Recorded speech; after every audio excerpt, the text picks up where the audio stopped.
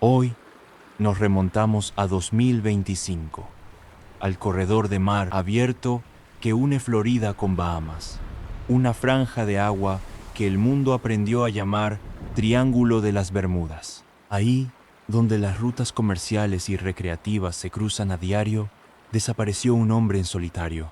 Miguel Ángel Campoy, español, navegante experimentado, residente en Miami desde hacía una década. Lo que se sabe es simple y por eso mismo inquietante. Salió con un plan claro, con horarios razonables, con destino a un puerto concreto, y el silencio llegó antes de que la travesía terminara. A partir de ahí, aparece una consecuencia operativa que se repite en el mar con una frialdad particular. Hay un momento en que una búsqueda se sostiene por protocolo, por ventanas de tiempo, por recursos que se activan y se retiran aunque la familia siga esperando. En este caso, la idea de un límite se hizo explícita desde el principio, porque algunas agencias solo mantienen sus operaciones un tiempo determinado antes de suspenderlas o reducirlas. Y esa realidad, tan administrativa y tan humana a la vez, choca con el relato más antiguo del Triángulo, un relato construido sobre ausencias. El mito suele hablar de fuerzas extrañas. Los registros, en cambio, hablan de pérdidas. En 1945, por ejemplo, una patrulla aérea de la Marina de Estados Unidos y un avión de rescate salieron a buscarla y no volvieron. Se perdieron 27 personas. No hace falta convertir ese número en leyenda para sentir su peso. Basta con entender que el mar, en esta zona y en cualquier otra, puede borrar una ruta en cuestión de horas. Bienvenido una vez más a Registros Silenciosos. Antes de sumergirnos en la profundidad de esta crónica, si valoras estos espacios de calma y memoria, te invito a formar parte de nuestra comunidad suscribiéndote y dejando tu like. Para mí es fascinante pensar que estamos conectados desde distintos rincones del mundo. Así que cuéntame en los comentarios dónde te encuentras y qué hora marca tu reloj mientras el mundo exterior parece detenerse. Tu compañía es lo que da sentido a este espacio. Comencemos.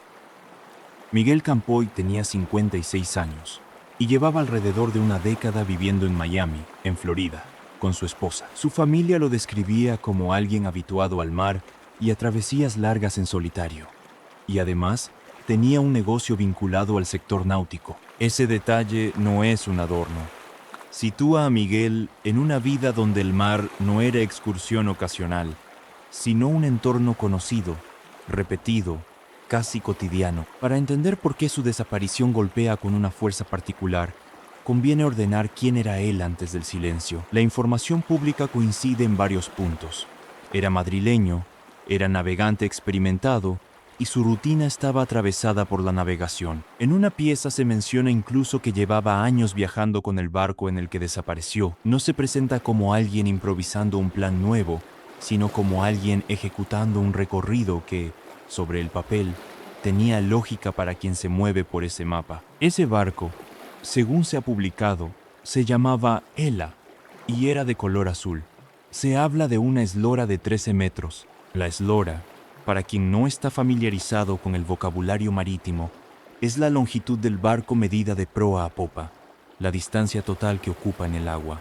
13 metros dibujan un velero serio, no una embarcación mínima, algo capaz de cubrir rutas entre islas si está bien mantenido y si el tiempo acompaña. También se menciona que el velero contaba con un auxiliar tipo Zodiac, un bote pequeño e inflable que suele usarse para acercarse a tierra cuando el barco grande queda fondeado o para pequeñas maniobras. Esa auxiliar, en este caso, se convierte en un dato clave porque fue vista a la deriva. Es uno de esos objetos que, en el mar, funcionan como una frase a medias. Dicen que algo ocurrió, pero no dicen qué. Hasta aquí, la figura que aparece no es la del aventurero temerario que busca un lugar maldito.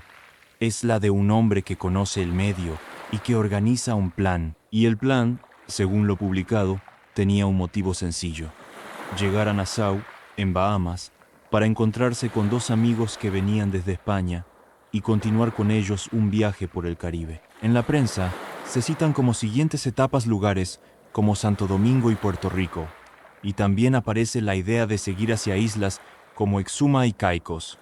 No hay aquí un salto ciego, sino una ruta por escalas. Hay un punto que ayuda a ubicar el inicio real de esta historia, porque no empieza el día de la desaparición. En una de las versiones publicadas, Miguel habría salido del puerto de Coconut Grove, en Miami, el 14 de agosto, con Nassau como destino dentro de su itinerario. Coconut Grove no es un nombre romántico, es una zona real, con marinas y movimiento náutico, donde zarpar no es una ceremonia, sino una rutina. Zarpar, dicho de forma simple, es salir del puerto hacia mar abierto, dejar atrás el amarre y comenzar navegación. Después, los registros públicos se concentran en una fecha concreta, el sábado 6 de septiembre. Ese día, según se ha reportado, Miguel fue visto o sabido por última vez. En algunas piezas se describe la travesía específica como un cruce en solitario desde Abaco Sur hacia Nassau. Abaco Sur forma parte del archipiélago de Bahamas. No es un punto abstracto en el mito, sino un conjunto de islas con pasos, faros y rutas que muchos navegantes recorren cada temporada. Lo que vuelve más extraño el caso no es solo la desaparición, sino el tono de las últimas comunicaciones, cuando las hay. Se menciona que avisó de un retraso por falta de viento. En el velero, la falta de viento no es un detalle menor. Un velero depende del viento para avanzar a vela, y cuando el viento cae, el barco puede quedar lento o casi detenido, a menos que use motor si lo tiene y si decide usarlo. Ese tipo de retraso no suena a emergencia, suena a incomodidad normal del mar. Y sin embargo, a partir de ahí, se corta el hilo. En otra publicación, aparece un detalle tecnológico concreto. Miguel habría enviado a su familia una imagen desde una aplicación de navegación, Avionics, mostrando la planificación de la travesía.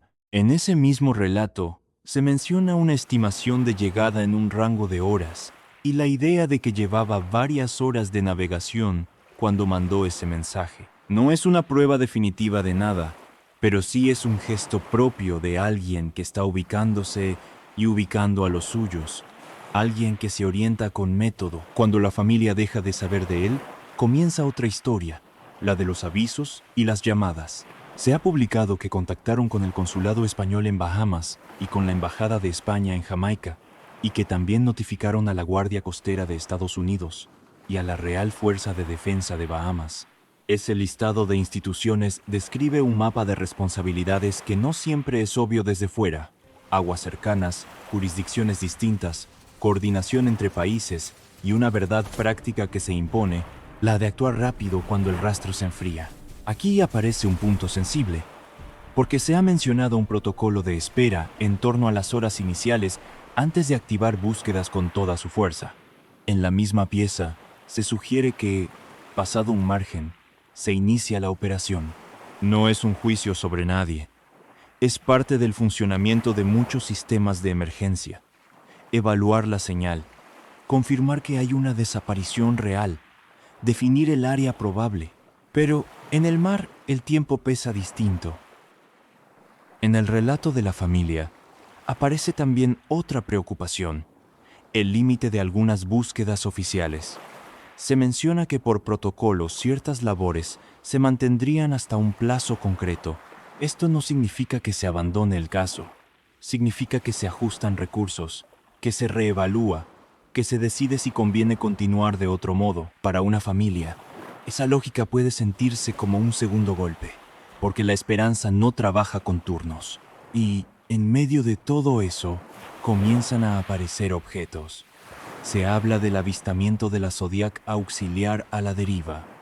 También se ha publicado que se recuperó un bote salvavidas asociado a su velero. El bote salvavidas, en términos sencillos, es una embarcación de emergencia pensada para abandonar el barco principal si ya no es seguro permanecer en él. En el papel, su presencia debería ser una forma de supervivencia. En la práctica, encontrarlo sin la persona es, otra vez, una frase incompleta. En ese bote salvavidas, según un medio, se encontraron objetos personales, pasaporte, tarjeta de crédito y una baliza de localización personal. La baliza de localización personal es un dispositivo pequeño que, al activarse, emite una señal para que equipos de rescate puedan ubicar a quien la lleva. Su sola mención abre preguntas que no conviene responder con imaginación. Lo único prudente es reconocer lo que implica. O no se activó, o no emitió, o no fue recibida, o el contexto hizo imposible aprovecharla. Sin datos adicionales, cualquier otra cosa sería empujar la historia hacia donde no hay registro. Es importante detenerse aquí y volver a Miguel, antes de que el caso se convierta en un tablero de hipótesis, porque el bloque de información más sólido, el que de verdad sostiene la crónica, es el que habla de su vida inmediata. Un hombre de 56 años, con doble nacionalidad española y estadounidense, según algunas publicaciones, asentado en Miami, con negocio náutico, que planeaba encontrarse con 2 amigos y continuar una travesía por etapas. Todo lo demás, por ahora, es un círculo de búsqueda trazado sobre agua. Cuando se menciona el Triángulo de las Bermudas en titulares, a menudo se presenta como si fuera una frontera marcada, un perímetro oficial. Sin embargo, organismos como NOAA lo describen como una región supuesta, un recorte imaginario que se popularizó a través de relatos de desapariciones. NOAA es la Administración Nacional Oceánica y Atmosférica de Estados Unidos, una agencia científica federal del Departamento de Comercio dedicada a estudiar y monitorear el océano, la atmósfera y el clima. Ese dato, aquí, sirve para no confundir el nombre con una explicación. El nombre funciona como un marco cultural. La desaparición de Miguel, en cambio, es un hecho que ocurre en un entorno marítimo real, con rutas reales y con una logística de rescate que se puede describir sin recurrir a lo fantástico. Aún así, el mito influye. Influye porque cambia la primera reacción. Donde unos ven un caso de persona desaparecida en el mar, otros creen ver una confirmación del misterio. Y ese salto tiene un costo. Desplaza la atención desde los detalles verificables hacia el espectáculo. Por eso, en esta crónica, cada dato vale por lo que es, y por lo que permite inferir con cuidado, sin convertirlo en sentencia. Lo verificable, hasta aquí, se puede ordenar en una secuencia humana. Miguel organiza un viaje por el Caribe. Se desplaza en solitario, con un velero conocido, con planes de recoger a 2 amigos y continuar juntos. Durante la travesía, comunica un retraso que atribuye a la falta de viento. En un punto, se pierde el contacto. La familia activa canales consulares y de rescate. Se movilizan recursos. Aparecen, a la deriva, elementos vinculados a su embarcación. Y, aún así, ni él ni el velero aparecen.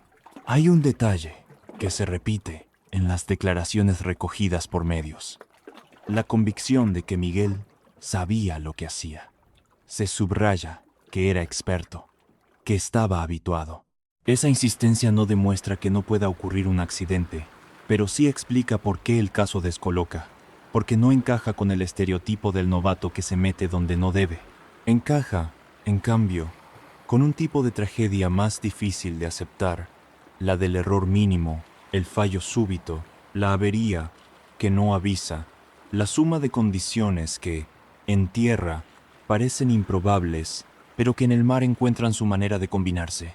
En la pieza de su hermana, aparece una idea que suena a hipótesis prudente, que tuvo que haber sufrido una avería. Avería, en lenguaje común, es un fallo mecánico o técnico, algo que deja de funcionar como debería. No es una explicación cerrada, es una forma de poner nombre a lo que encajaría con el perfil de alguien que, de otro modo, habría seguido comunicándose. La familia, con esa frase, no está escribiendo una teoría. Está intentando sostener una lógica en medio del vacío. Y ese vacío tiene un borde geográfico. Al sur de las Islas Ábaco, cerca de referencias como el faro de Hole in the Wall, según una de las reconstrucciones. Un faro, en esta historia, no es un símbolo literario, es una marca real en un mapa de navegación. Un punto que ayuda a dibujar dónde se encontró lo que apareció y dónde podría haber estado lo que no aparece. Si este primer bloque se detiene tanto en quién era Miguel y por qué viajaba, es porque ahí está la parte más limpia del registro. Lo que viene después suele contaminarse rápido de ruido, de teorías, de afirmaciones que se repiten sin fuente. Para mantener la crónica en pie, conviene quedarse con lo firme: edad, residencia, actividad, plan de ruta, última comunicación, elementos hallados y el marco de búsqueda que se activa y se ajusta con el paso de los días. En el mar, hay historias que terminan con una explicación clara y otras que no la tienen durante mucho tiempo. La de Miguel Ángel Campoy, hasta donde alcanzan los registros públicos, pertenece a la segunda clase. Y en esa clase de historias, lo más duro no es lo que se sabe, sino lo que no se puede rellenar sin traicionar los hechos. El caso de Miguel Ángel Campoy cambia de naturaleza en un instante muy concreto, cuando una travesía razonable deja de producir señales. Y en el mar, la falta de señales no es un detalle, es un límite.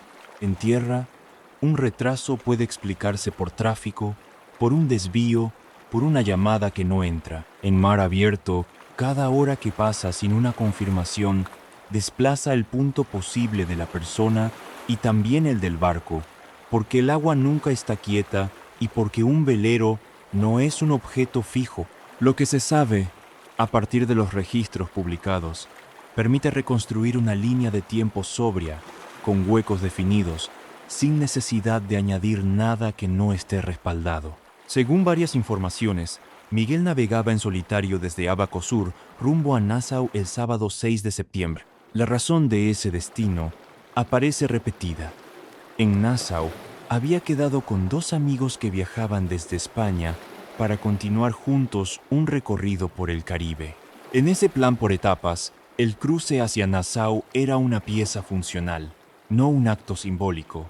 Lo que se rompe es la continuidad.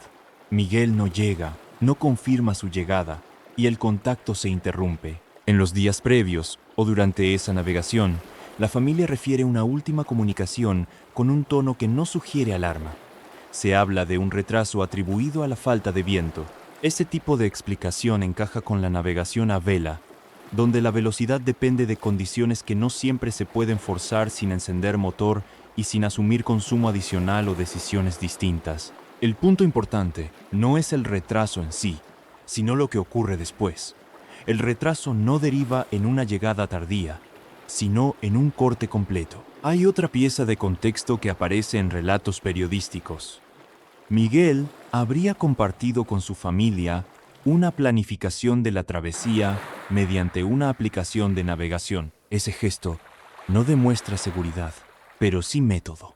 Es el tipo de cosa que hace un navegante que quiere que los suyos sepan por dónde va, o al menos qué ruta pretende seguir. Y cuando, aun con esa previsión, el silencio llega, el efecto es doble.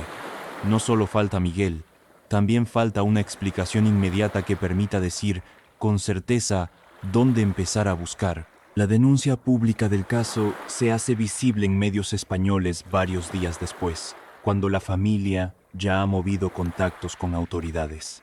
En ese tramo, aparecen nombres de instituciones que dibujan la complejidad de operar en un área como Bahamas. La Guardia Costera de Estados Unidos, por un lado, la Real Fuerza de Defensa de Bahamas, por el otro, y el apoyo consular español canalizando información y solicitudes.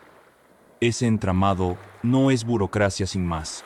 En una desaparición marítima, la jurisdicción y la coordinación determinan quién despliega medios, en qué zona, con qué prioridad y durante cuánto tiempo. En este punto, conviene introducir un término que suele aparecer en estos casos y que explica muchas decisiones sin necesidad de atribuir intenciones ocultas: búsqueda y rescate.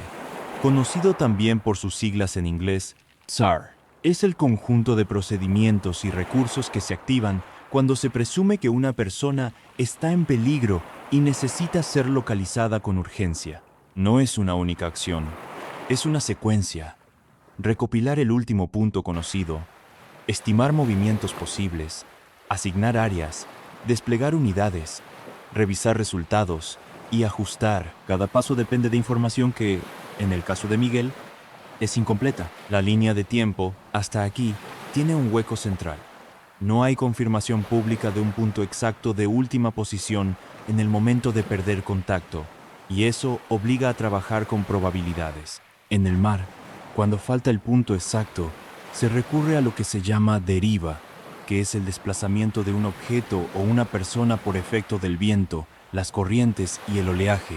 La deriva no es una suposición romántica, es una estimación que se calcula y se actualiza, y cuanto más tarde se inicia una búsqueda, más grande es el área resultante, hasta el punto de volverse descomunal. En varios relatos periodísticos aparece la tensión de las primeras horas y la percepción de la familia de que se esperó un margen antes de desplegar búsqueda con toda su fuerza. Es un tema delicado, porque desde fuera puede parecer un retraso injustificable y desde dentro suele responder a protocolos. Confirmar que no se trata de una pérdida de cobertura, comprobar si el barco llega a otro puerto, verificar datos y evitar movilizaciones prematuras que consumen recursos. Lo único seguro es que, en el mar, ese margen de espera tiene un precio tangible. No es un precio moral, es físico. La deriva multiplica la incertidumbre.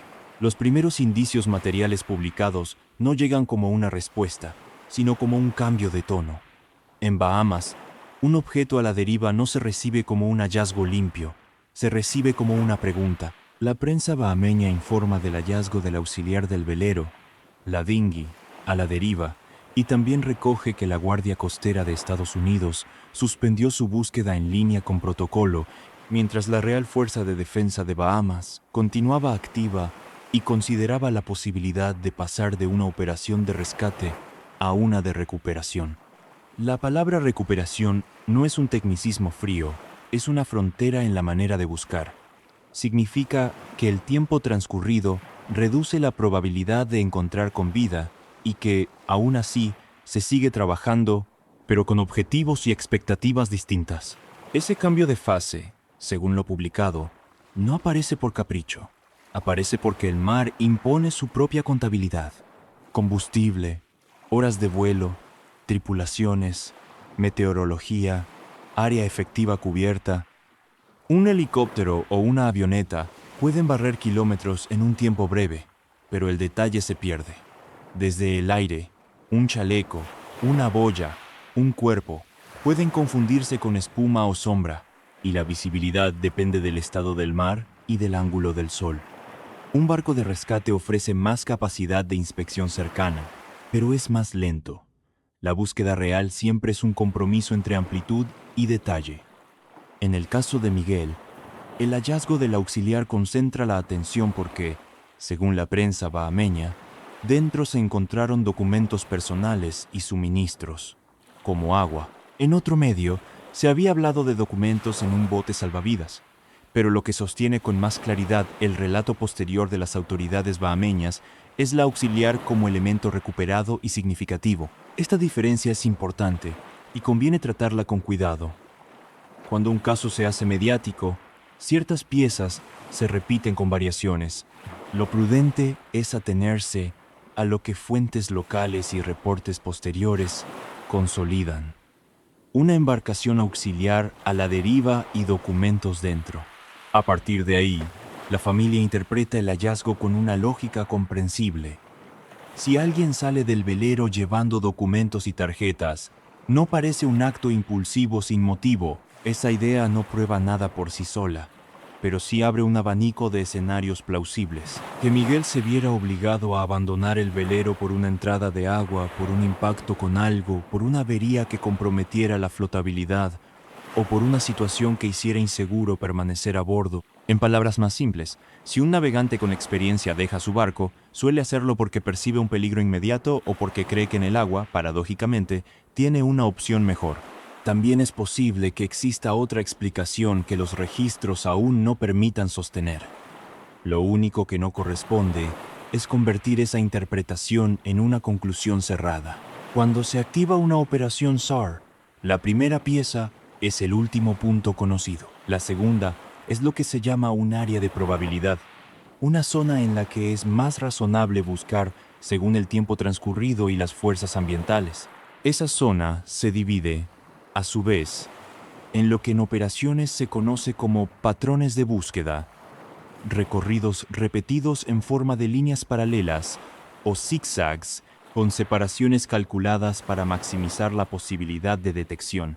No hace falta entrar en geometría. Basta entender que buscar en el mar no es deambular.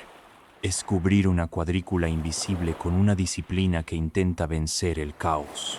En el corredor entre Ábaco y Nassau, esa disciplina compite con una realidad concreta, el tráfico y la complejidad de las aguas. Bahamas no es un océano homogéneo, es un sistema de bancos, canales y profundidades variables.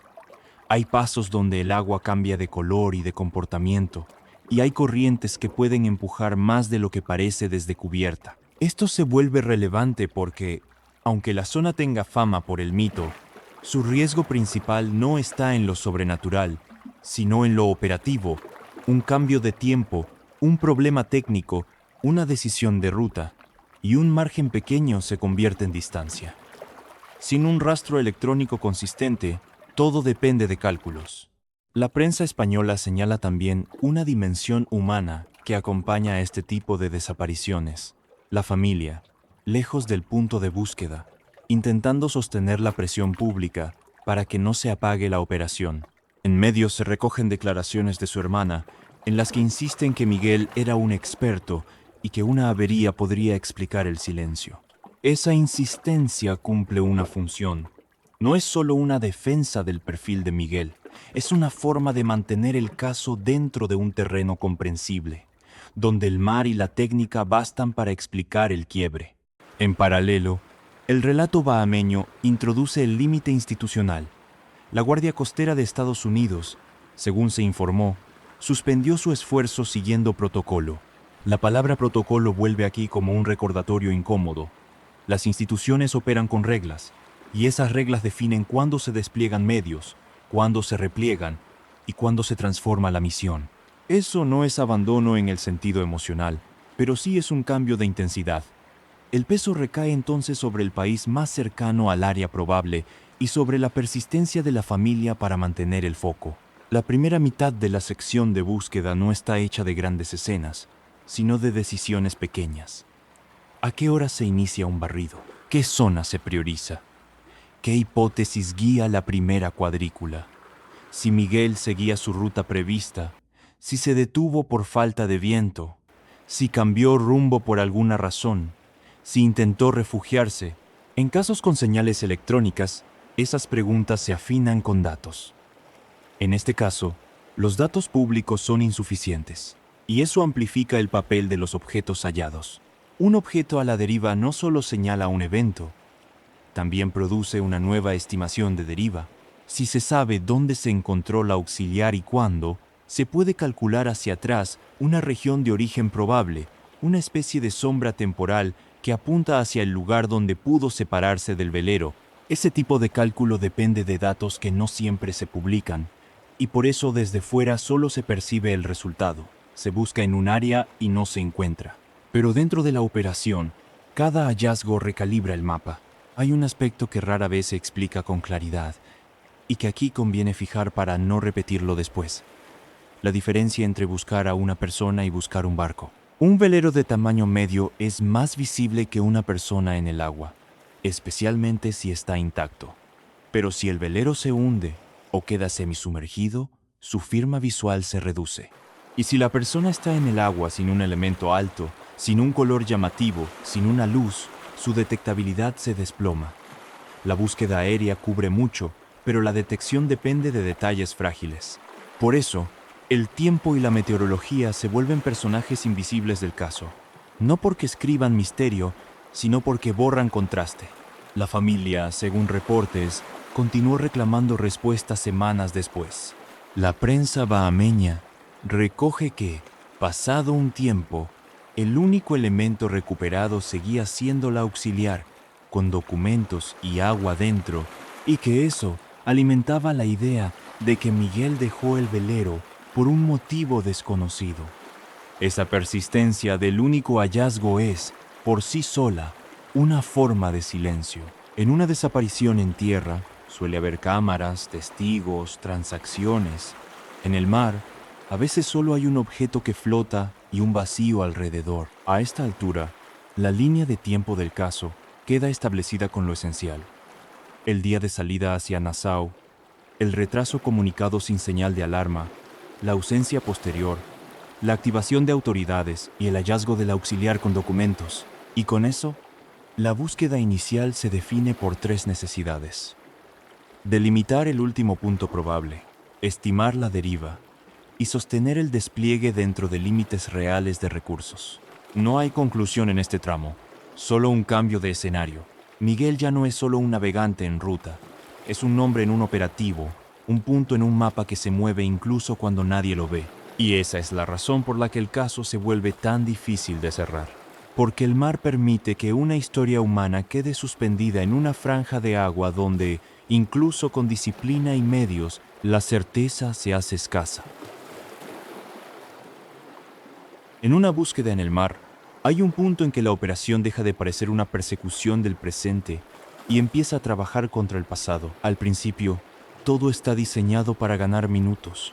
Cada llamada, cada coordenada, cada despegue. Pero cuando pasan las horas y no aparece una señal clara, la lógica cambia sin dramatismo, como si el mar obligara a recalibrar el lenguaje.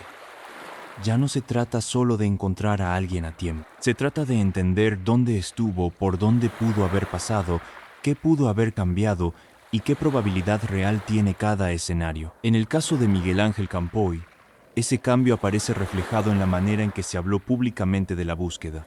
La prensa bahameña informó, a los pocos días, que la Guardia Costera de Estados Unidos había suspendido su parte del operativo siguiendo su protocolo y que en Bahamas se consideraba la posibilidad de que el esfuerzo pasara de rescate a recuperación. Ese giro no se anuncia como una derrota, sino como un ajuste. Cuando el tiempo transcurrido crece y no hay rastros directos, la probabilidad de encontrar con vida cae y las instituciones se ven obligadas a administrar recursos, incluso cuando la familia aún espera. Ese es el momento más difícil de narrar con sobriedad, porque ahí se mezclan 2 lógicas que casi nunca coinciden. La lógica de una familia insiste en que cada hora puede ser la hora. La lógica de una operación insiste en que cada hora amplía el área de incertidumbre. En el mar, ampliar un área no es un cambio abstracto, significa multiplicar kilómetros, combustible, turnos de tripulación, ventanas de buen tiempo. Y también significa que, aunque se busque más, se ve menos con precisión. En esa segunda fase de la búsqueda, lo que determina todo es la información que logra sobrevivir a la superficie. Si hay una posición reciente, se trabaja con un centro definido. Si no la hay, se trabaja con un cono de posibilidades.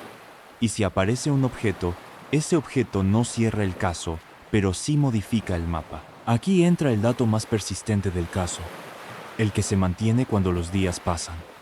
La aparición de una embarcación auxiliar vinculada al velero de Miguel, encontrada a la deriva, con documentos dentro y, según la prensa local, también agua. En un mundo ideal, un hallazgo así vendría acompañado de un rastro evidente que indicara la ubicación del velero principal. En la realidad, muchas veces solo queda eso, una pieza suelta que flota. La auxiliar, por sí sola, no puede contar una historia completa, pero sí impone preguntas muy concretas, de esas que no necesitan misterio para ser inquietantes. La primera, ¿por qué se separó del velero?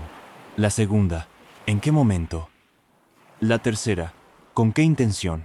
La cuarta, ¿qué pasó después? En el mar, un auxiliar puede separarse por accidente si no está bien asegurada, si una línea de amarre se rompe o si una maniobra sale mal. También puede separarse porque alguien la pone en el agua de manera deliberada. Ese deliberado puede ser práctico, incluso rutinario, si se quiere acercar a una zona de poca profundidad o a tierra. Pero en un cruce entre islas, lejos de un atraque inmediato, esa decisión suele tener un motivo más serio. Aún así, no conviene empujar la interpretación. En un caso con registros incompletos, lo prudente es sostener varias posibilidades sin convertirlas en afirmación. Lo que sí se puede decir con certeza es esto: la auxiliar apareció, y la persona no. Ese contraste transforma un operativo, porque a partir de un hallazgo se puede hacer algo que antes era casi imposible: retroceder sobre el agua, no con imaginación, sino con estimaciones. Cuando un equipo de búsqueda encuentra un objeto flotando, puede intentar lo que se conoce como retroderiva, un cálculo que usa viento, corrientes y tiempo estimado para inferir de dónde pudo venir ese objeto. No es un mapa exacto, es una región probable, y aún así puede reducir el caos. Ese tipo de cálculo requiere datos técnicos que no suelen publicarse en detalle, pero su efecto se siente en el exterior. Se reasignan zonas, se repiten pasadas, se ajustan patrones. Y ahí aparece otra realidad incómoda. Repetir pasadas no significa ver lo mismo. La visibilidad cambia con el estado del mar. Un día de calma puede permitir detectar algo pequeño. Un día de oleaje puede ocultarlo por completo. La misma zona, buscada con la misma disciplina, puede verse de manera distinta en días distintos. Por eso, cuando se habla de búsquedas, conviene evitar una idea muy extendida, que un área ya revisada queda descartada para siempre.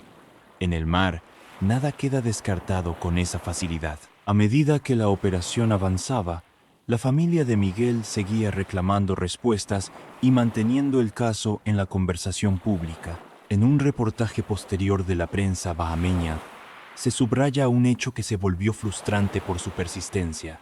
Semanas después, seguía sin aparecer el velero principal y el único elemento material confirmado seguía siendo la auxiliar, con documentación dentro. Ese detalle sostiene una sensación particular, casi una forma de espera congelada.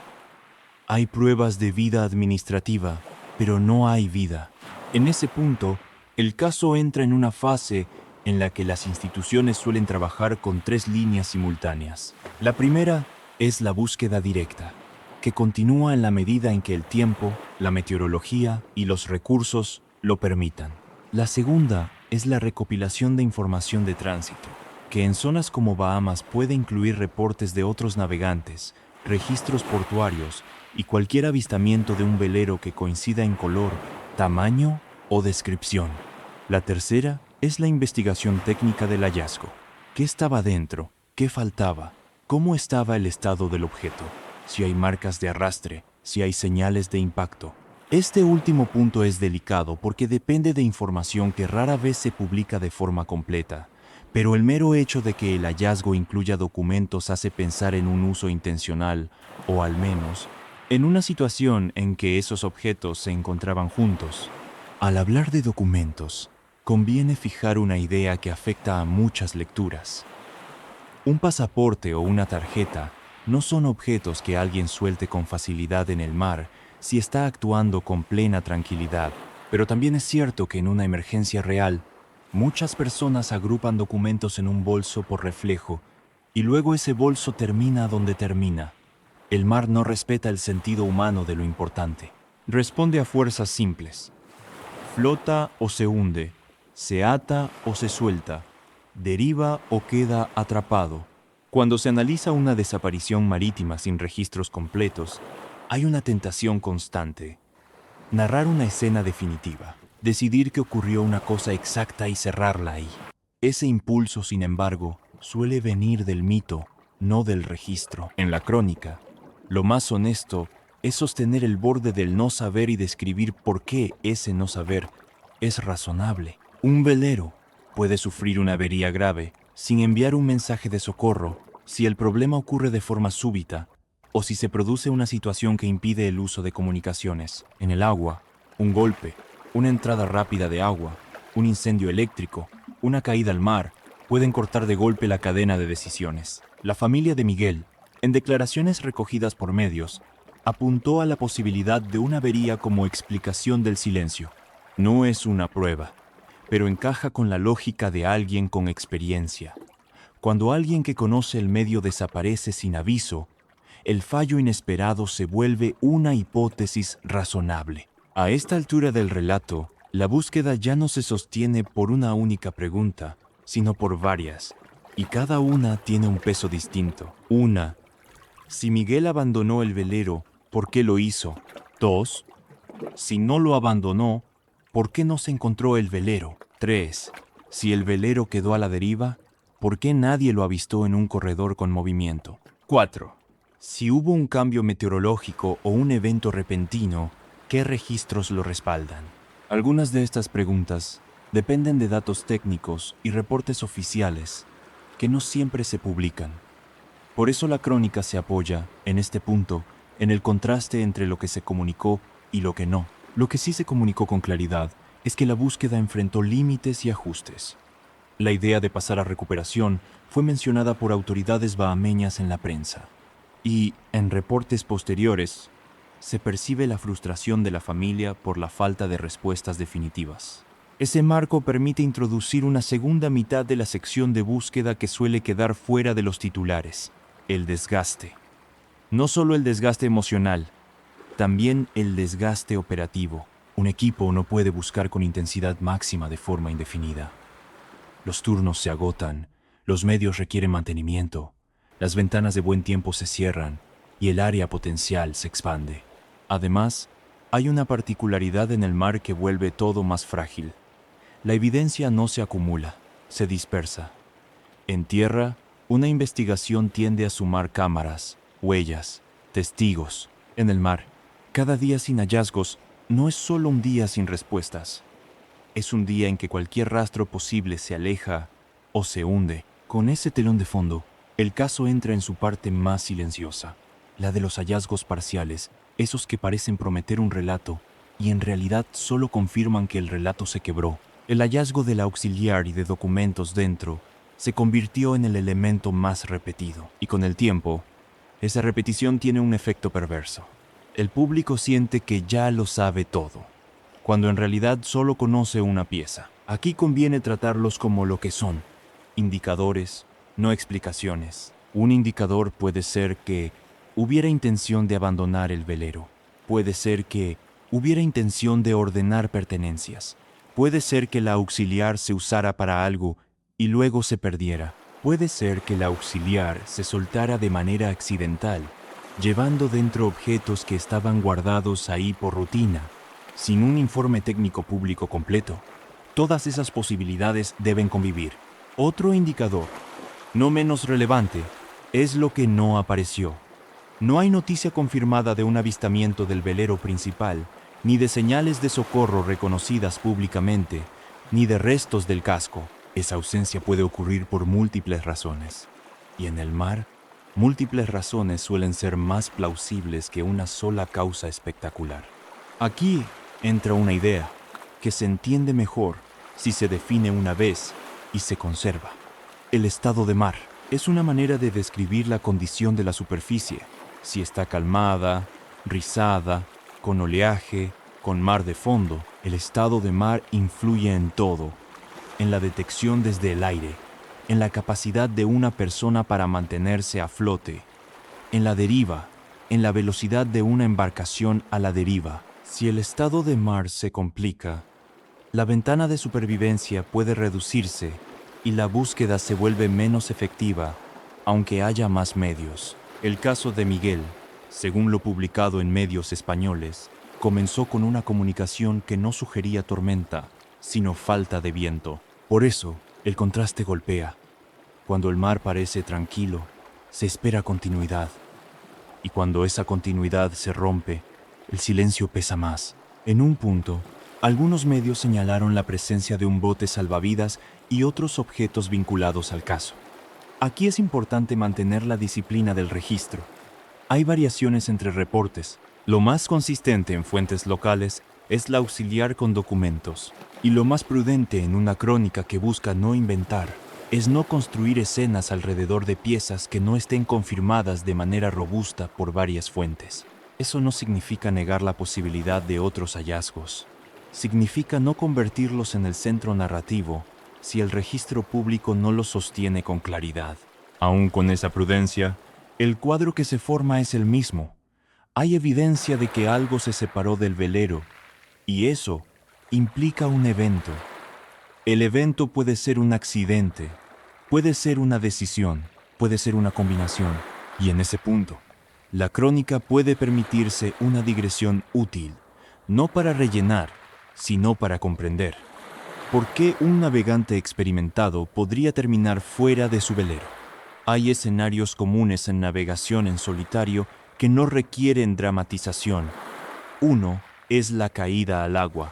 En solitario, si alguien cae, recuperar el barco puede ser casi imposible si el velero sigue con rumbo y el viento lo aleja. Otro es un fallo que obliga a maniobrar en condiciones incómodas, donde una decisión rápida sale mal. Otro es una avería de gobierno. Gobierno.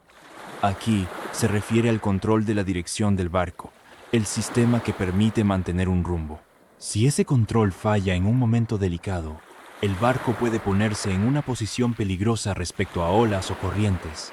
Y otro escenario es el de un problema de salud súbito.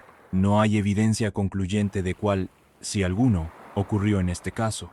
El punto de introducir estos escenarios no es elegir uno, sino explicar por qué, incluso con experiencia, el riesgo nunca desaparece del todo en navegación en solitario. Y esa explicación devuelve al hallazgo del auxiliar un peso aún más serio. Si Miguel se vio forzado a dejar el velero, cada minuto después se vuelve una carrera contra deriva y exposición. Si Miguel no dejó el velero, entonces el velero mismo se convierte en el objeto perdido. Y la pregunta se traslada a por qué no aparece un casco de ese tamaño. En este tramo, la familia aparece en medios no solo como una fuente de detalles biográficos, sino como un actor que empuja la búsqueda. En la prensa, se percibe su insistencia en que Miguel sabía lo que hacía y su necesidad de que el caso no sea absorbido por el mito del triángulo. Porque cuando el público escucha Triángulo de las Bermudas, tiende a abandonar el terreno de lo verificable y a refugiarse en relatos heredados. Pero este caso, en sus elementos más sólidos, no es una historia de leyenda. Es una historia de protocolo, distancia y tiempo. También es una historia de administración del silencio. Cuando una institución suspende un esfuerzo, el silencio adquiere forma oficial, y cuando otra continúa, el silencio adquiere forma de desgaste. En ambos casos, la familia queda atrapada entre comunicaciones parciales, avances que no son avances, y una pregunta que no se responde con más insistencia, sino con hechos que a veces no llegan. Y ahí aparece el núcleo del bloque, el hallazgo parcial como espejo. Porque un hallazgo parcial no solo da información, también muestra lo que falta. Un auxiliar con documentos indica que Miguel, en algún momento, estuvo cerca de esos objetos, o que esos objetos estaban guardados donde el auxiliar los conservó. Indica que hubo una separación, indica que el mar no lo tragó todo de inmediato, y sin embargo, no indica dónde está Miguel, ni dónde está el velero. Es decir, el hallazgo confirma un evento, pero no define su desenlace. Ese tipo de incertidumbre explica por qué, semanas después, la familia seguía esperando respuestas, según reportes locales. Y explica por qué el caso se vuelve tan apto para ser capturado por el mito. Porque el mito ofrece una respuesta estética al vacío, mientras que el registro solo ofrece un vacío bien descrito. Antes de cerrar este bloque, conviene dejar fijado un último elemento que ayudará a sostener el resto de la crónica sin repetir contenido. El triángulo, como nombre, no aporta causalidad, aporta un marco narrativo que atrae atención. Y esa atención puede ser útil si sirve para mantener viva la búsqueda, pero también puede ser dañina si convierte la desaparición en espectáculo y empuja a la gente a rellenar huecos con ideas que no están respaldadas. El caso de Miguel, en este punto de la cronología, se define por una tensión muy simple. Hay una ruta prevista, hay una pérdida de contacto, hay una búsqueda con fases y límites, y hay un objeto que aparece donde no debería estar. Todo lo demás, hasta que existan más registros, debe mantenerse en el terreno de lo plausible sin convertirse en afirmación. Y así queda este tramo, con el mar trabajando como siempre trabaja, moviendo las piezas mientras los humanos intentan fijarlas. A esta altura, lo único responsable es aceptar que el caso de Miguel Ángel Campoy se sostiene sobre un vacío. Ya hay un nombre, una ruta prevista, una operación que se activó y un hallazgo que no alcanza para explicar nada por completo. Ahora toca entrar en el escenario sin convertirlo en personaje sobrenatural, porque el Triángulo de las Bermudas no es un lugar con fronteras oficiales, es una región a la que se le atribuyeron desapariciones, y ese matiz cambia la manera de leerlo. Noah lo describe justamente así: una zona del Atlántico norte occidental donde se alega que han ocurrido desapariciones misteriosas, una fama construida durante décadas, y al mismo tiempo, una zona que forma parte de rutas marítimas y aéreas muy transitadas. Cuando se habla de esta franja de mar, suele dibujarse un triángulo entre Miami, Bermudas y Puerto Rico. National Geographic ha insistido en que ese triángulo es imaginario y que nadie lleva estadísticas oficiales del fenómeno como si fuera una categoría científica. Esa idea es importante para no confundir dos cosas. Que un lugar tenga una leyenda no significa que tenga una anomalía demostrada. La leyenda, muchas veces, se alimenta de una verdad más simple. Aquí se navega mucho, se vuela mucho, el tiempo cambia y el mar no perdona el error ni el azar.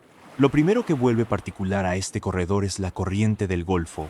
La corriente del Golfo es un río de agua cálida dentro del océano que nace en el Golfo de México, sale por el estrecho de Florida y sigue bordeando la costa este de Estados Unidos antes de curvar hacia el Atlántico. No es una metáfora, es una masa de agua en movimiento con velocidad medible. Noah explica que su velocidad máxima cerca de la superficie puede rondar los 9 kilómetros por hora y que su velocidad media es menor, pero sigue siendo significativa.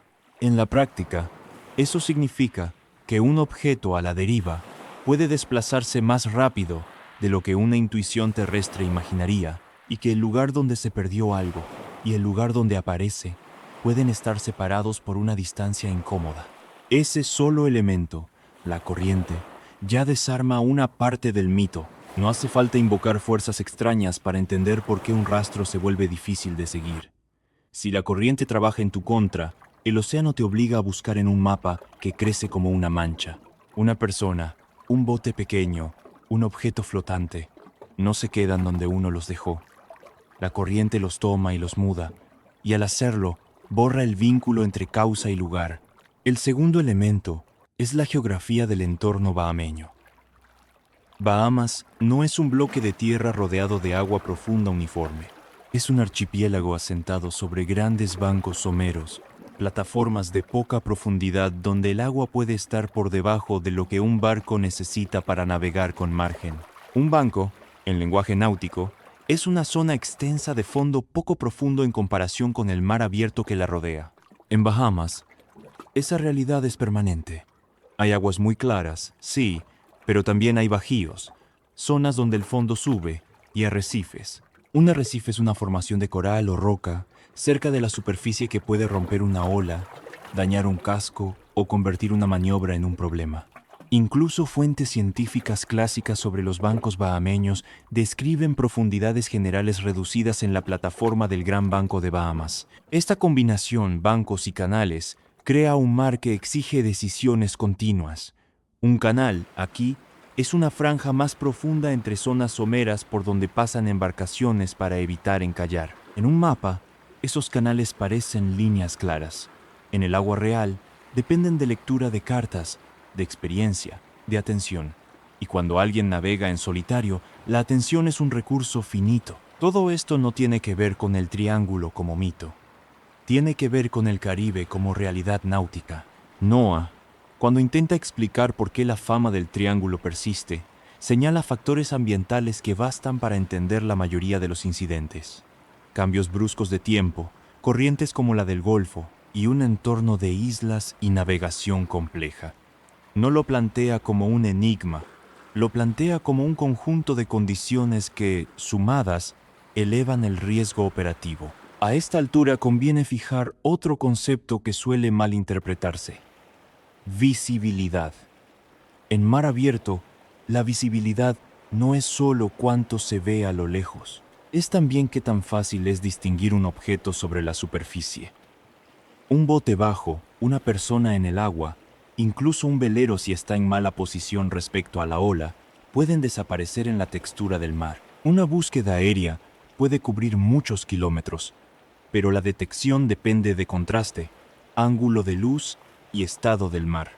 No es falta de esfuerzo, es límite físico, y hay un elemento más que pertenece a la meteorología: no al mito, la velocidad con la que el tiempo puede cambiar. Una publicación de análisis geográfico reciente hablaba de tormentas intensas que pueden llegar con poca advertencia en esta región, incluyendo lo que se describe como chubascos repentinos y fenómenos como trombas marinas. Una tromba marina es una columna de aire giratorio que levanta agua en forma de niebla, parecida a un tornado sobre el mar.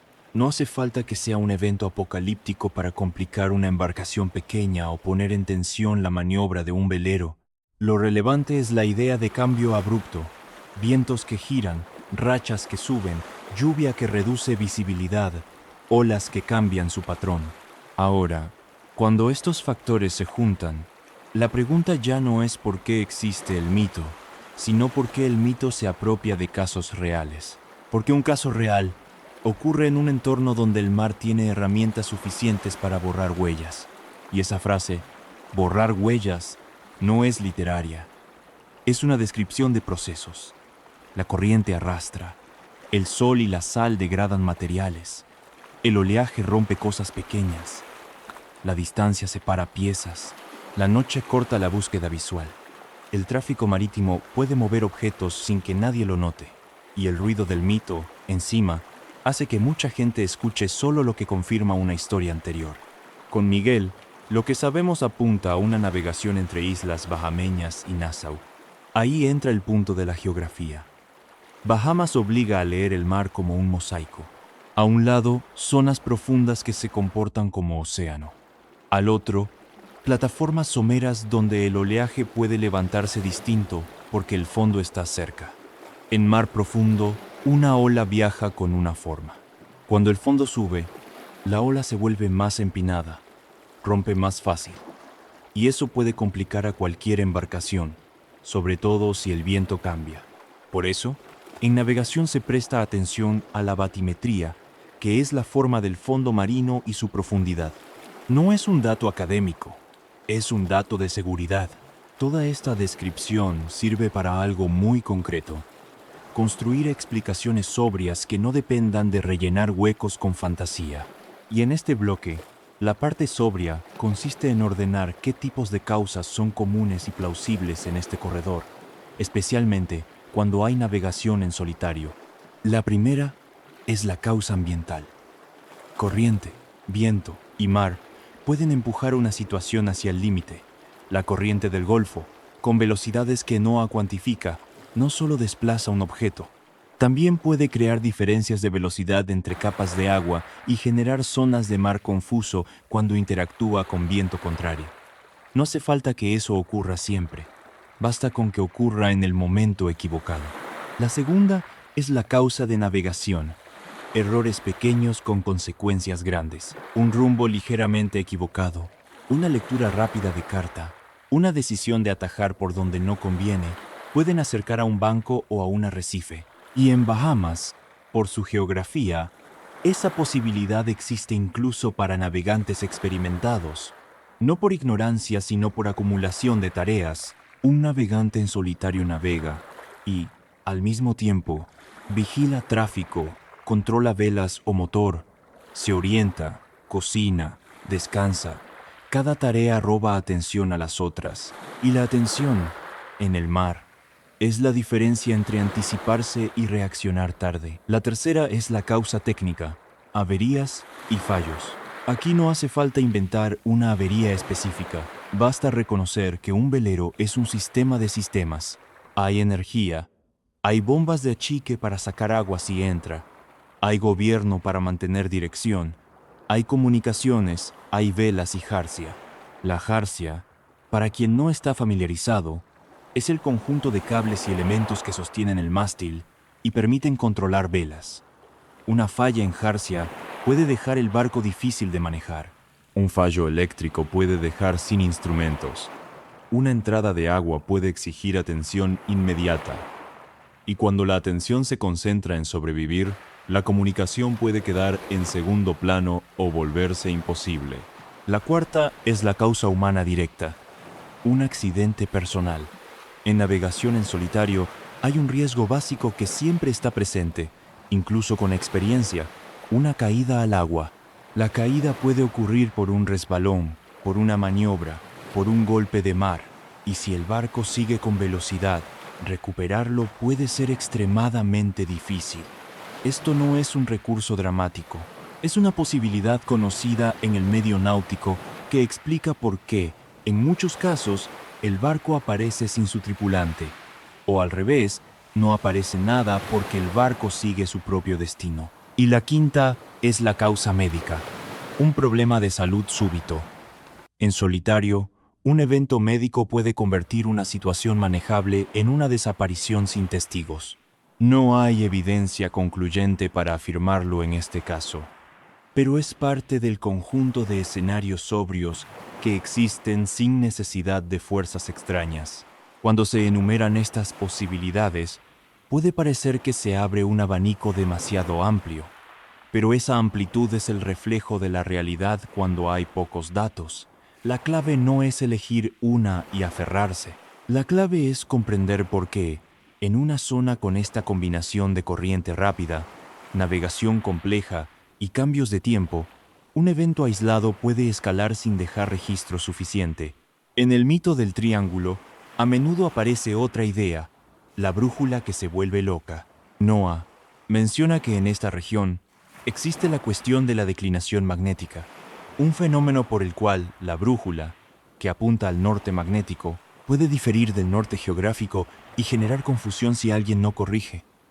No es un portal ni una anomalía sobrenatural, es una característica del campo magnético terrestre y de cómo se usa una brújula en navegación. Y, aunque hoy mucha gente navega con apoyo de GPS, la orientación sigue siendo un punto de vulnerabilidad cuando fallan equipos, cuando hay prisas o cuando se navega con fatiga. Aquí conviene detenerse en una consecuencia sencilla. El mito suele reducirlo todo a una causa. La realidad suele ser acumulativa.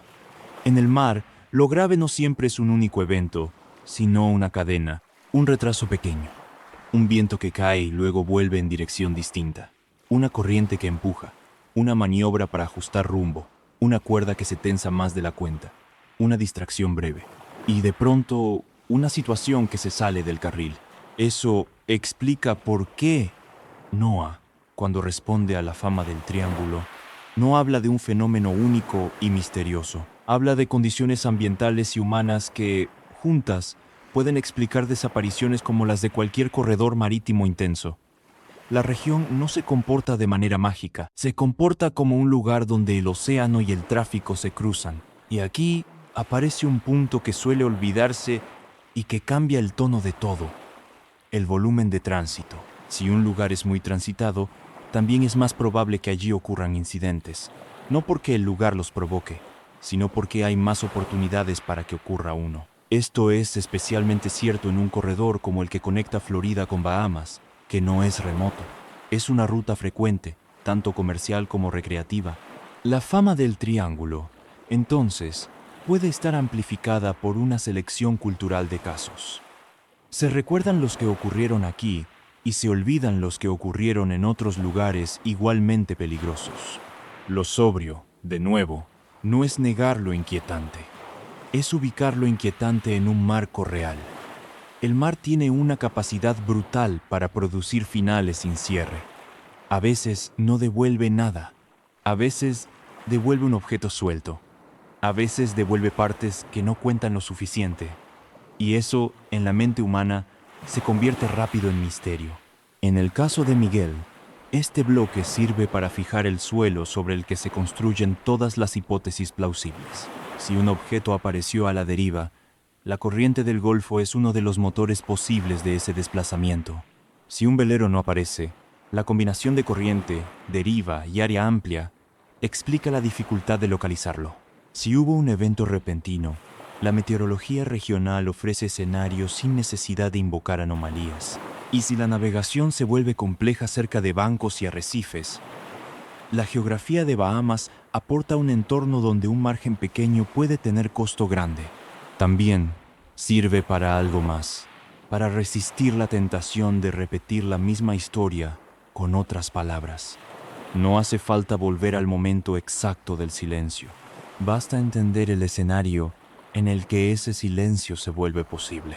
Casi siempre, El mito se alimenta de una pregunta que no tiene respuesta inmediata. ¿Cómo puede desaparecer algo en una zona por la que pasa tanta gente? Y la respuesta sobria es incómoda, porque el mar no necesita permiso para esconder. Puede hacerlo incluso cuando hay tránsito, incluso cuando hay tecnología, incluso cuando hay experiencia. La corriente desplaza, la meteorología cambia, la geografía obliga a decisiones y una cadena pequeña puede cortar la comunicación antes de que alguien alcance a explicarla. Con esto, el triángulo se vuelve lo que debería haber sido desde el inicio: un mapa de condiciones, no una explicación en sí misma. Y el caso de Miguel queda suspendido dentro de esas condiciones, sin que el escenario le quite su cualidad humana. Hay un momento, en toda leyenda moderna, en que el hecho deja de ser un hecho y pasa a ser material narrativo. No ocurre de golpe, ocurre por capas. Primero se elige un caso porque suena extraño. Después se le añade un nombre fácil de recordar. Luego se repite. Y, con el tiempo, esa repetición empieza a parecer una prueba. El Triángulo de las Bermudas no nace de un mapa oficial ni de una investigación científica con límites claros.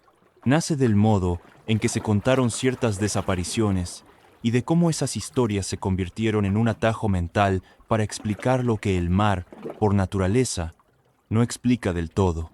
Organismos como NOAA han insistido en que no existe evidencia de un fenómeno sobrenatural en esa zona y que la fama proviene más del relato que de una anomalía demostrada. También recuerdan algo importante. El Atlántico Occidental es una región de tráfico intenso, con corrientes, meteorología cambiante y errores humanos como en cualquier otra parte, y eso basta para que existan incidentes. Esa afirmación sobria no apaga el misterio cultural, lo desplaza, porque el misterio cultural no necesita una causa real para sobrevivir, solo necesita historias que se puedan contar. National Geographic, al abordar el tema, suele tomar el mismo camino, explicar que el triángulo es una construcción popular, que las estadísticas no sostienen una tasa de desapariciones fuera de lo normal y que muchas historias se distorsionaron con el tiempo. Lo interesante, para una crónica, no es decidir quién tiene razón en el debate cultural. Lo interesante es ver cómo se fabrica la sensación de que algo ahí pasa, incluso cuando lo que pasa puede describirse con factores normales. La fabricación del mito suele seguir un patrón reconocible.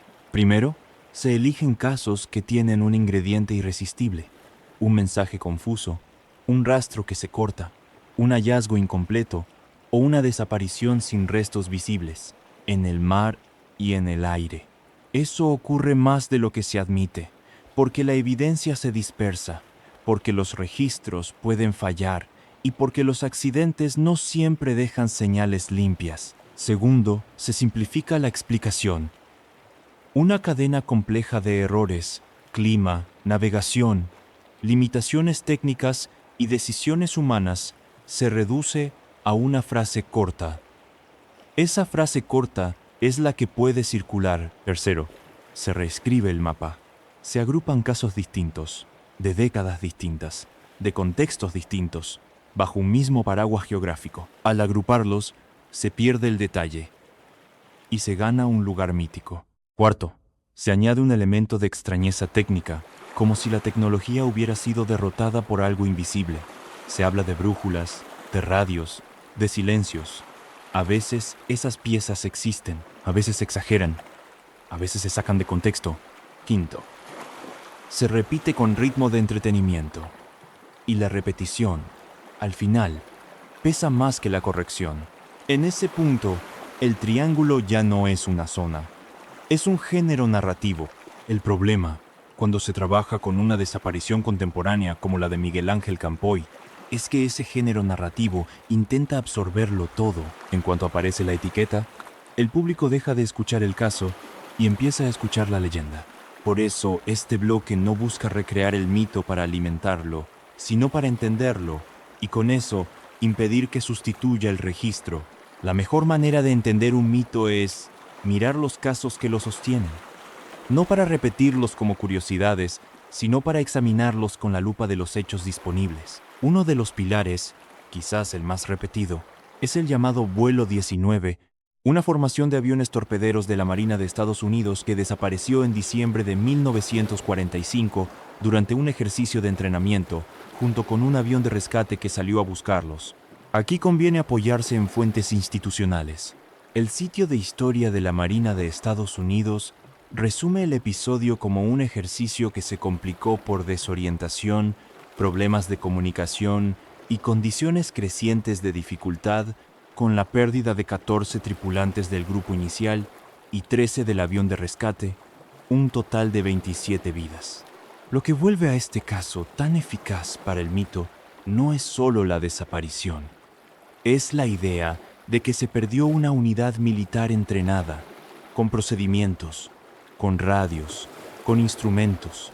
El mito lo presenta como una prueba de que la zona es especial. La revisión sobria, en cambio, lo presenta como una cadena de condiciones que se degradaron hasta que dejó de haber salida clara. La versión institucional describe un entrenamiento que se extiende y se complica. Aparece la desorientación, la sospecha del líder de estar en un lugar distinto al real, la presión de tomar decisiones con combustible limitado y la dificultad de comunicación. La desaparición no requiere una explicación sobrenatural para ser dramática. Requiere, más bien, una comprensión de algo que suele pasar en entornos de alta carga. Cuando la percepción del lugar falla, toda decisión posterior se apoya en una base equivocada. En una operación aérea, esa base equivocada no se corrige con facilidad.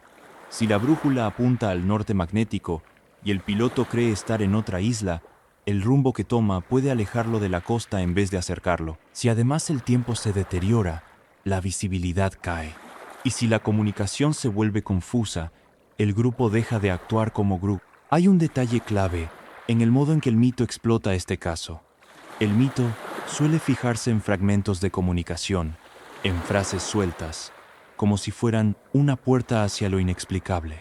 La revisión sobria se fija en el contexto operativo: entrenamiento, distancia, combustible, meteorología, instrumentos de época y la posibilidad real de que un avión caiga al mar sin dejar restos recuperables, especialmente si el área de búsqueda se vuelve enorme. El segundo pilar mítico, aunque menos ligado al público general, es el USS Cyclops, un buque carbonero de la Marina estadounidense, desaparecido en 1918 con una gran cantidad de personas a bordo. Este caso suele citarse como una desaparición masiva. La crónica, sin embargo, tiene que manejarlo con cuidado porque, aunque es un episodio histórico real, su documentación completa y las hipótesis técnicas han sido discutidas durante décadas. Lo prudente es reconocer su existencia como parte del repertorio cultural del Triángulo, sin convertirlo en una escena cerrada si el registro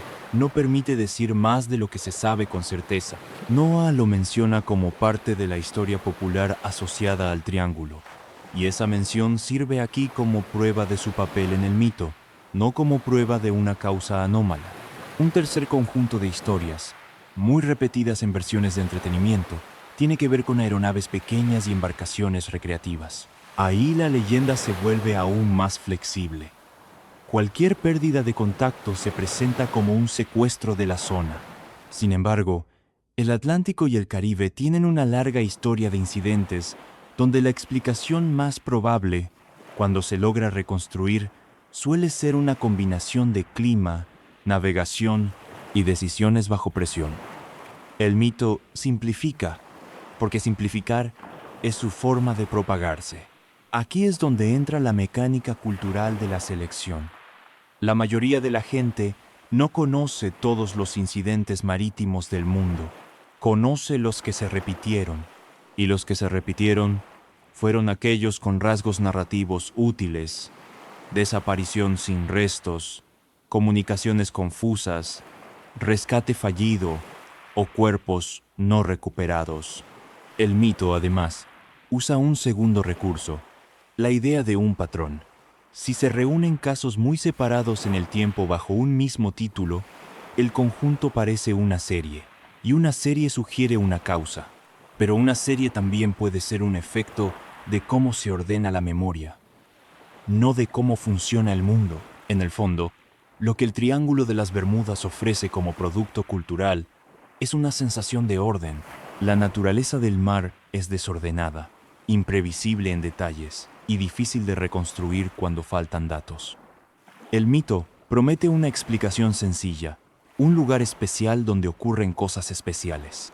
Eso produce un alivio extraño.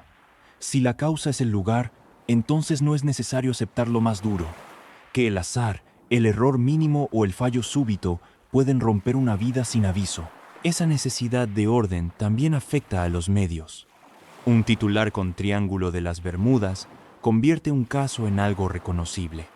Y lo reconocible compite mejor por atención. Es un mecanismo simple. Cuando se pone el nombre, se activa una historia previa en la mente del lector. De inmediato aparecen expectativas y se reduce la complejidad. En este punto, conviene fijar una idea y no volver a explicarla después. La diferencia entre popularidad y probabilidad.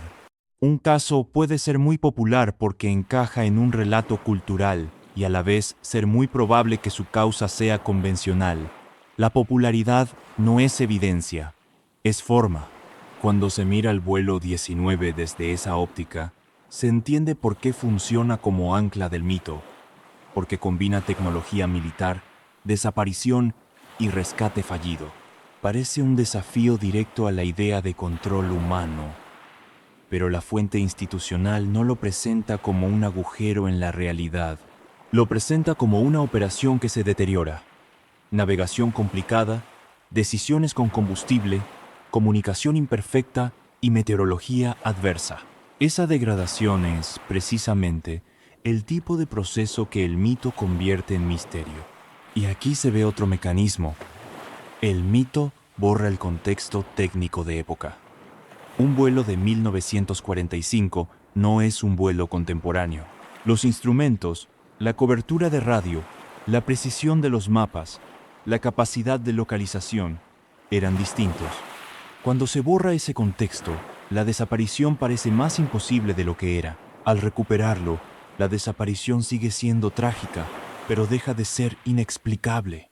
La leyenda también se alimenta de un tercer mecanismo: la exageración por transmisión. Una historia repetida cambia, un detalle se exagera, una duda se convierte en certeza, una posibilidad se narra como hecho, y con el tiempo, el público recibe un relato pulido, no un registro. Por eso NOAA y otras fuentes han sido tan constantes en su postura. No hay datos que indiquen una tasa de desapariciones anómala, y muchas historias se exageraron o se reconstruyeron mal. La relevancia de esa postura, aquí, no está en defender a NOAA como autoridad moral, sino en usar su sobriedad como un freno narrativo. Si lo que se busca es contar una crónica fiel, el mito debe ser tratado como contexto cultural, no como causa. Ahora bien, esta crónica no necesita despreciar el mito. Necesita comprender por qué el mito sigue vivo. Sigue vivo porque el mar ofrece finales incompletos. La mente humana detesta los finales incompletos. En tierra, el mundo deja huellas. En el mar, la huella se mueve. El mito es una forma de cerrar lo que no se cierra. Sigue vivo porque el triángulo es un relato de frontera. Reúne mar y cielo. Reúne tecnología y naturaleza. Reúne modernidad y desaparición. Y esa mezcla produce una inquietud particular. Si incluso con máquinas se puede desaparecer, entonces la seguridad cotidiana parece más frágil. Sigue vivo porque es un relato que se puede contar sin necesidad de datos duros. Basta con repetir casos, nombrar el triángulo, sugerir extrañeza y cerrar con silencio. Es un formato listo para circular. Sigue vivo porque convierte el miedo en geografía. En vez de aceptar que el azar puede ocurrir en cualquier parte, se concentra la ansiedad en un lugar. Eso vuelve el mundo más soportable, incluso si es falso. Con esos mecanismos claros, la crónica puede volver a lo importante.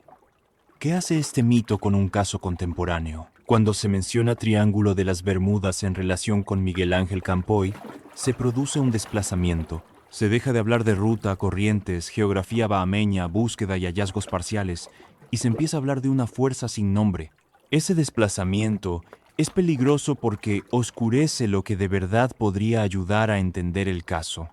La secuencia de decisiones, la meteorología real, los posibles fallos, el funcionamiento de búsquedas y la dificultad de localización en una región con deriva y tránsito. Por eso, en esta estructura, la revisión de los casos clásicos cumple una función: mostrar cómo el mito opera sobre los hechos. Y al mostrarlo, reducir su poder sobre el caso actual. Volviendo al vuelo 19, el dato más contundente no es que desaparecieran, es que desaparecieron y no se recuperaron restos con facilidad, y eso dejó espacio para la imaginación. La fuente de la Marina estadounidense destaca la pérdida total y la ausencia de hallazgos concluyentes en su momento. Esa falta de hallazgos no es rara en el mar, pero el mito la trata como una firma del triángulo. En esa diferencia se condensa todo.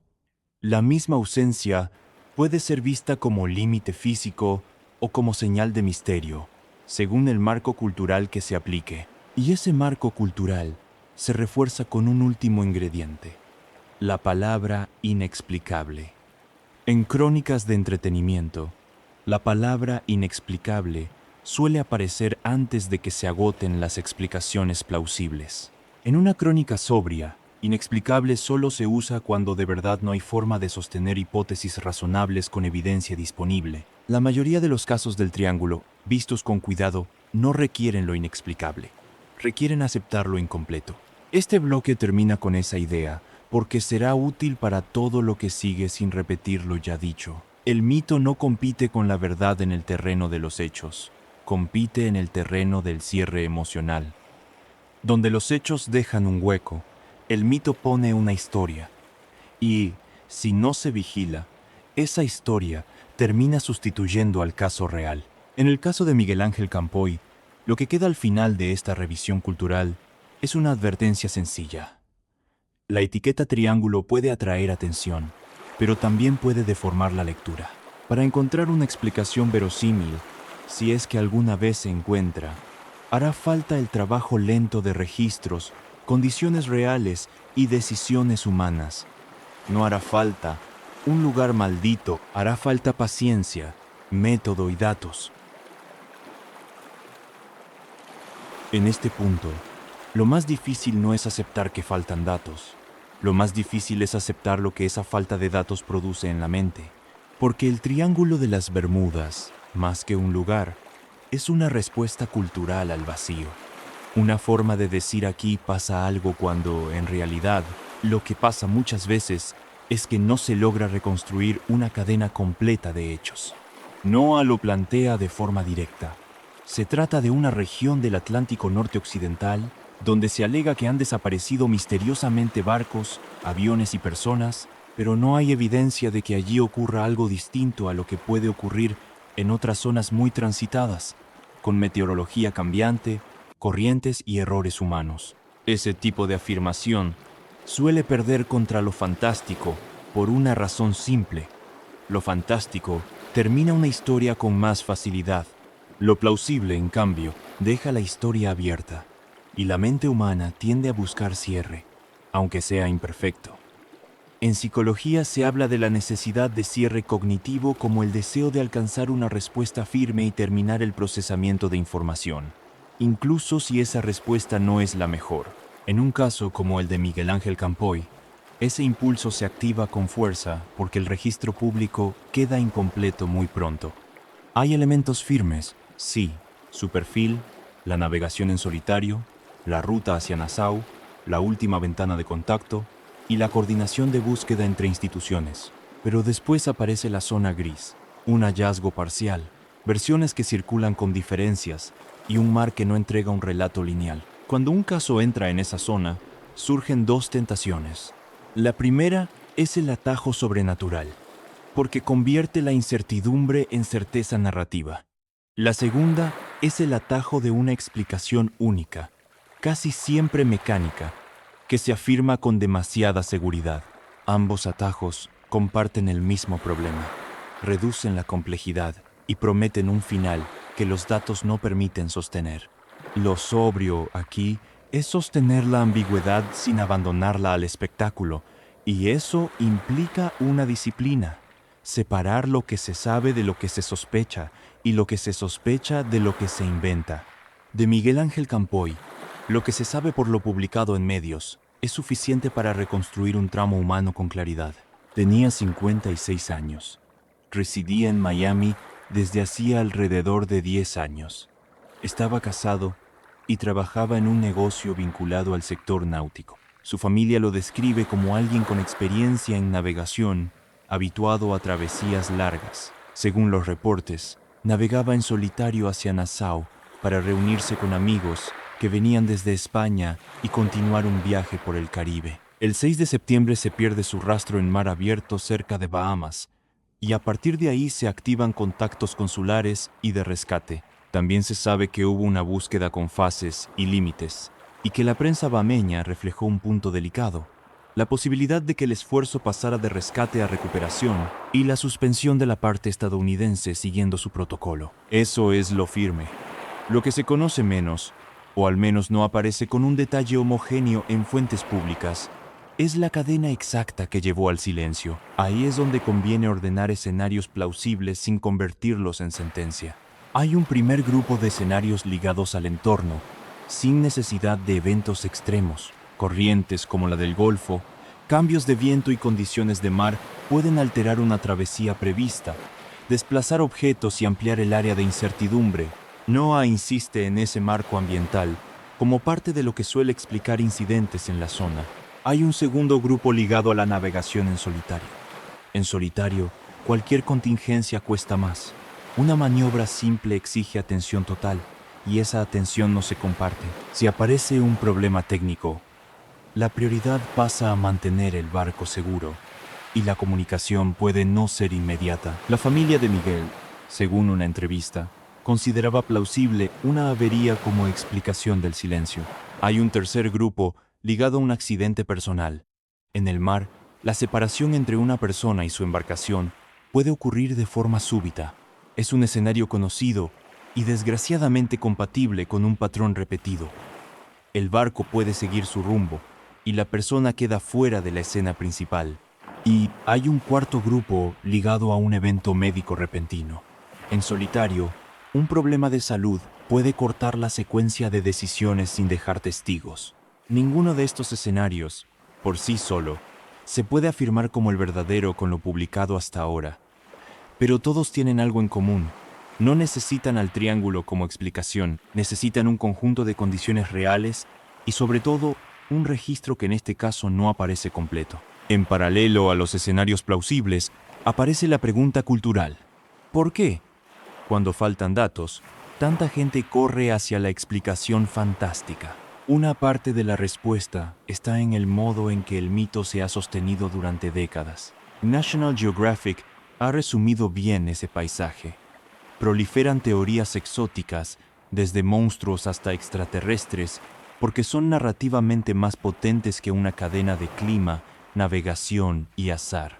Y, aún así, la postura de organizaciones como NOAA y el énfasis en que no hay evidencia de una anomalía estadística persisten. La otra parte de la respuesta está en la psicología del cierre. La necesidad de cierre cognitivo empuja a tomar la primera explicación que parece encajar y a sostenerla, especialmente cuando el contexto es incierto y emocional. Esa tendencia se describe como una prisa por cerrar y una inclinación a congelar el juicio una vez que se eligió una respuesta. En una desaparición sin desenlace público, esa prisa se vuelve casi inevitable. La mente intenta evitar la ambigüedad prolongada, y aquí aparece un punto importante para esta crónica. El deseo de cierre no es un defecto moral. Es una respuesta humana a un tipo de pérdida especialmente difícil, la pérdida ambigua, en la que no hay confirmación final y, por tanto, no hay ritual posible que termine la espera. La leyenda del triángulo ofrece un cierre falso, pero cierre al fin, y por eso funciona. Volver al caso de Miguel desde esta perspectiva permite entender algo sin necesidad de añadir nada. El mito no explica lo que pasó, pero sí explica por qué el caso se transforma en un fenómeno mediático. Cuando un titular menciona el triángulo, El público siente que ya conoce la categoría del suceso. Eso reduce la angustia de no saber. También reduce la atención a los detalles verificables. Y en un caso real, los detalles verificables importan, porque son los únicos que podrían sostener una reconstrucción futura si alguna vez aparece nueva información. En algunos espacios de televisión y prensa se ha hablado incluso de supuestas últimas palabras, y ese tipo de enfoque suele empujar la historia hacia el suspense. Pero si se mira con cuidado, el corazón del caso no está en una frase final, está en la estructura completa. Un navegante experimentado, una travesía prevista, un silencio temprano, una búsqueda con fases y hallazgos que no alcanzan para cerrar el relato. Con esa estructura, la conclusión sobria no es una respuesta, es un marco de honestidad.